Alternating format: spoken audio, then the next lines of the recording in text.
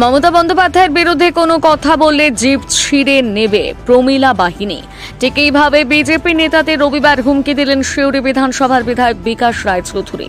এদিন সিউড়ি শহর মহিলা তৃণমূল কংগ্রেসের তরফ থেকে আরজিকর কাণ্ডে দোষীদের শাস্তির দাবিতে অবস্থান বিক্ষোভের আয়োজন করা হয়, যেখানে উপস্থিত হয়েছিলেন সিউড়ি বিধানসভার বিধায়ক বিকাশ রায়চৌধুরী এবং তিনি বক্তব্য রাখার সময় বিজেপি নেতাদের এইভাবে হুমকি দেন।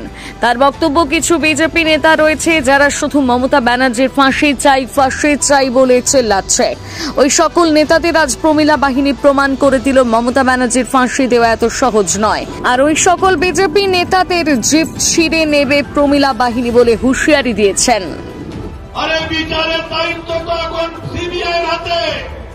তাহলে সিবিআই কেন এখনো 16 দিনে একটা কাউকে ধরতে পারলো না?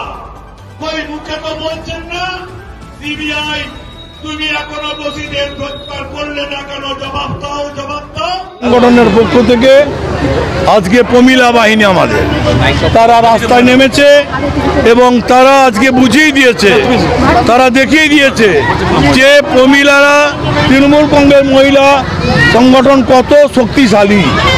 আজকে এই যে হাজার হাজার মহিলারা এখানে হাজির হয়েছে মমতা ব্যানার্জির হাতকে শক্তিশালী করার জন্য, সন্ত্রাসের বিরুদ্ধে লড়াই করার জন্য, সন্ত্রাসের বিরুদ্ধে লড়াই করার জন্য। আর ওই তিলোত্তমা রেপে খুনে যারা জড়িত সেই দোষীদের অবিলম্বে গ্রেপ্তার করে ফাঁসির কাস্টে ঝোলানোর জন্য আমাদের এইটাই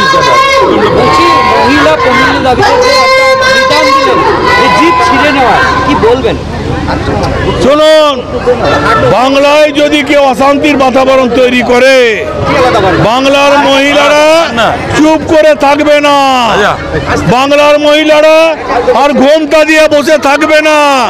বাংলার মহিলারা বুঝে নিয়েছে এই তিলোত্তমাকে নিয়ে রাজনীতি করা হচ্ছে, তিলোত্তমা ইস্যুকে নিয়ে এই বাংলায় সন্ত্রাসের রাজ কায়েম করার চেষ্টা করা হচ্ছে। কেন সিবিআই এখন বন্ধ ঘটছে না? কেন তাদের 16 দিন হয়ে গেল এখন একটা আসামি ধরা পড়লো না?